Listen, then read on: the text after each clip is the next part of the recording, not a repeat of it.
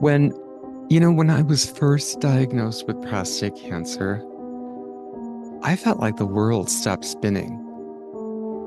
The word cancer, well, let me tell you, if you've never had to deal with it, when it happens and you do have to deal with it, it shook me to my core. And suddenly, I wasn't just me anymore. I was this biology specimen. And more, more than anything, I was the guy with cancer. I felt like a victim. I felt like I was in this storm of whirling and twirling, and just like being, like in a storm of, imagine mix masters all flying around, those beaters, like, and you get stuck in them, and it's just tossing and turning you every which way like cake batter. So think about the calendar of time in our mind, and how each day felt heavier than the last. It was like every week was a battle, a fucking battle, and its physical toll was real. The mental and emotional weight was unbearable at times. It was both mental, emotional. It brought me to this place of hopelessness and place of depression that knocked on my door every day. It was like being in the movie Scrooge, where he's doing the guy comes with a little pointing finger and he's taking him through the, to show him his grave where he's going to end up or whatever. And that's how I felt. I felt like I was just sinking and that there was no option, because when you first think of it, you don't really think of all the things you have to do, which is probably a good thing. And then you realize that you walk one day, you take a few steps, and I stumbled and sometimes I crawled out of bed. But every day was a step forward. Even if it didn't feel like that all the time. There were times that I didn't even want to have a cup of coffee or tea or anything, where everything just felt like too much. And then I don't actually remember when it happened, because there has been so many blurs that I think it's just like you don't want to remember it and you just blur it because it's too painful when you're going through it. But something shifted, and it wasn't overnight. It wasn't a revelation. It happened very slowly. And a little bit by little bit, I began to feel and see my body and spirit and soul were tougher than I ever imagined. And resilience started to show up in places I never thought. But let me tell you, it was not without a lot of work and trying and just doing stuff over and over. Because let me tell you, my body is still not right. Going through all of that, going through hormone therapy, radiation, and all that crap. But what I can tell you is it brought me down to my knees in a place where I really had to look at everything.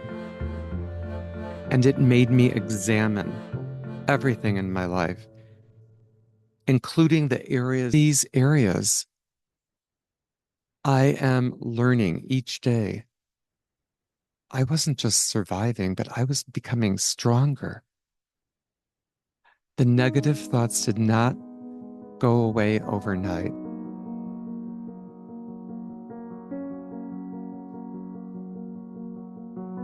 And they did not disappear. They were there. But instead of letting them define me, I had to really look at it and start to redefine who I am.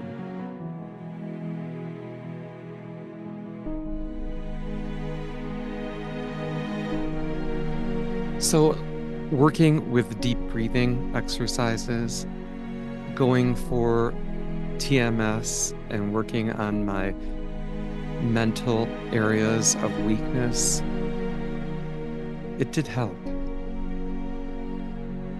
And I'm in the middle of creating in the present. Every thought, every action, a step into life is the step I choose. A life not ruled by fear, but what's to come, by the strength I've found in each day. Let me say that again. A life that's not ruled by fear, but by strength.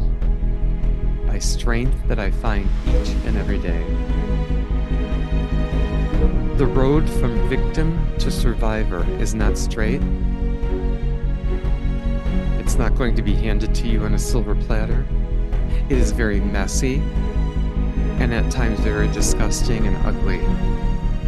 But what I can tell you is I take a step forward every day, and that is where my strength lies. So one of the things that happened for me is that what I learned is I learned the power of now. Not next week, not next month, not next year, but in this moment, right here, right now. And a life that is created from a life not ruled by fear, but of what's to come, and by the strength that I find in each day, because it doesn't happen overnight. Nothing does. Nothing of any value happens overnight. It might seem to. And when I look at these people in these YouTube videos and I see that, they did this in 2 weeks or this in 10 days, or it's total bull, because nothing happens that fast. It would be nice if it did. The only way that happens is if you have 40 people working for you. And in most cases, they do. But that's another story. I choose to create in the present. Every thought, every action, I step into life. A life not ruled by fear, but of what's to come in each moment and how I've found strength. And the road to from victim to survivorhood isn't a straight line. It is messy. It is hard. It is difficult. It's like walking in mud or cement and your feet get stuck. But that's where the strength lies, actually. It's in being willing and being able to do it every day. The highlights of my journey have been in the struggle. The struggle, which brings me forth to resilience in each moment and the strength in each victory. And then I had just written this because it occurred to me that I step forward daily and become resilient. In becoming resilient and knowing who I am, knowing that I am good enough.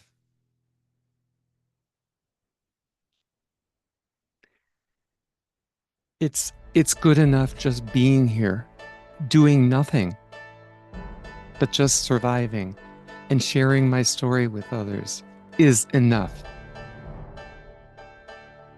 Today, I accept my health as the affirmation of who I am. And that I have restful rejuvenation daily. I get to have restful rejuvenation daily in my life without a lot of outside voices peering in, except the ones in my head that sometimes shout louder than who I am. But I've learned to dim them and shut them down.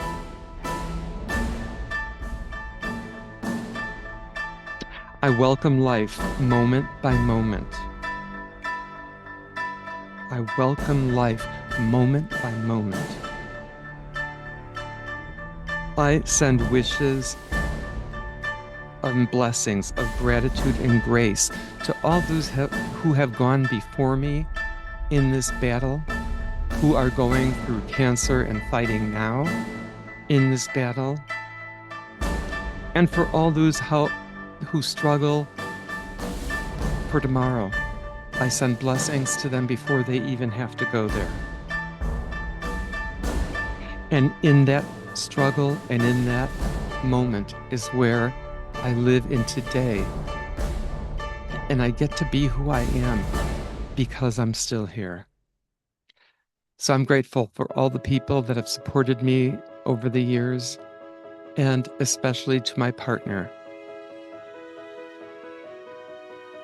and worker, Pete, who is always there, always creating some new sandwich or dish or recipe that I've never heard of sometimes,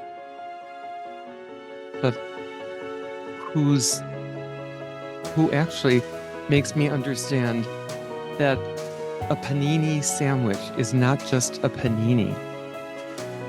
It's the equation that creates a panini sandwich.